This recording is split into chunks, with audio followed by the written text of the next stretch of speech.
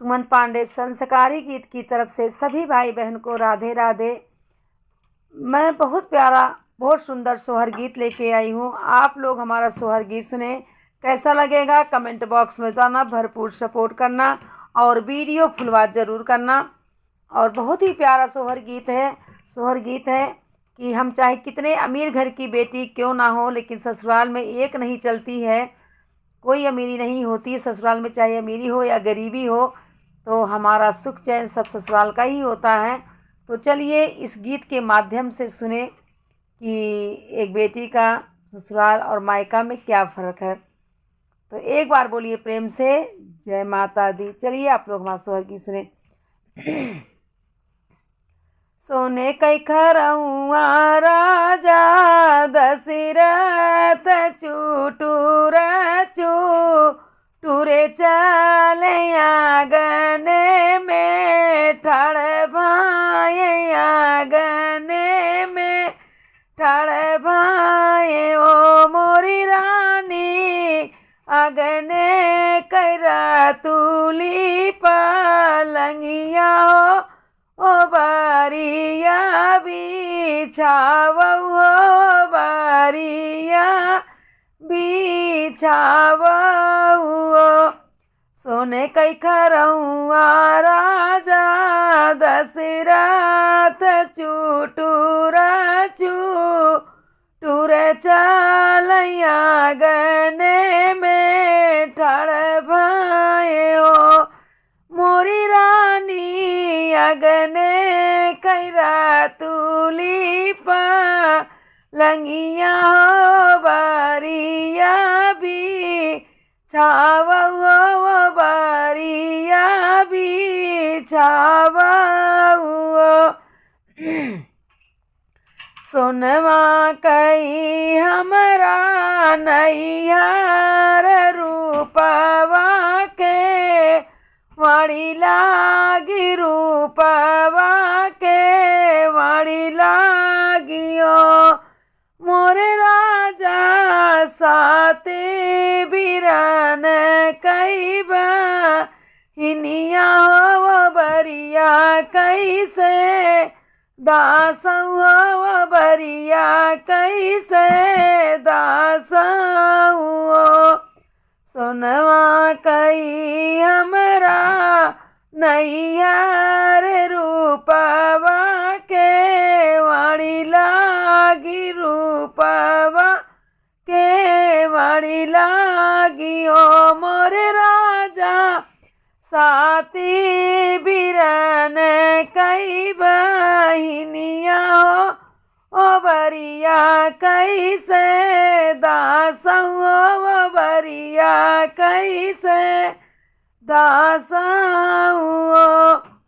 इतनी बचन सुने राजा तो सुनहु न पावैयो तो सुनहु न पावैयो मोरे राजा घोड़े पीठ भैया से वारी हो तबन काशी धारे हो तबन काशी धारे नियो। इतनी बचन सुने राजा हो तो सुनहु न पावैयो तो सुनहु न पावैयो मोरे राजा घोड़े पीठ भैया से वारे हो तबन का सीधा रही हो तबन का सीधा रही हो। एक बन गईले दूसरे बन तीसरे बीन रही बन तीसरे बीन रही बन हो मोरे राजा पिछवा उलटी जब चितवाई रानी गोहन लागी रानी गोहन लागियो। एक बन गईले दूसरे बन तीसरे बिन रही बन तीसरे ही बिन रही बन हो मोरे राजा पीछवा उलटी जब चितमय तो रानी गोहन लागी रानी गोहन लागियो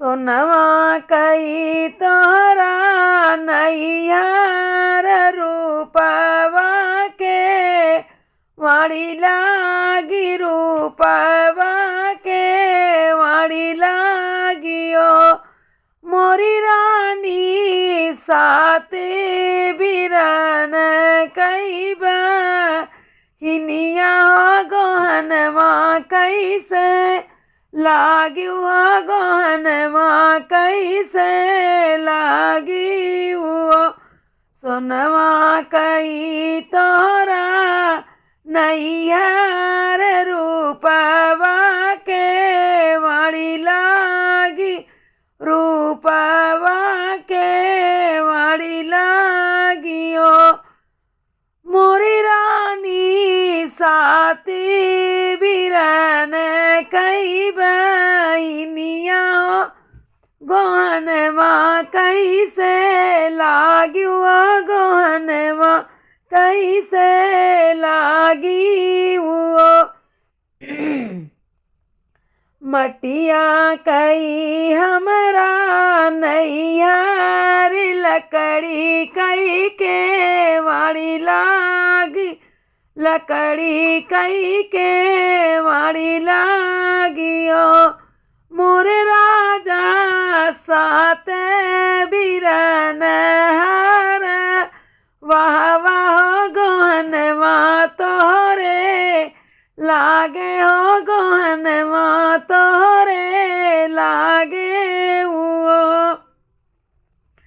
मटिया कई हमरा नैहर लकड़ी के वाड़ी लागी लकड़ी कई के वाड़ी लागियो मोरे राजा सातो बिरन हर वाह वाह गहनवा तोरे लागे हो गहनवा तोरे लागे नियो।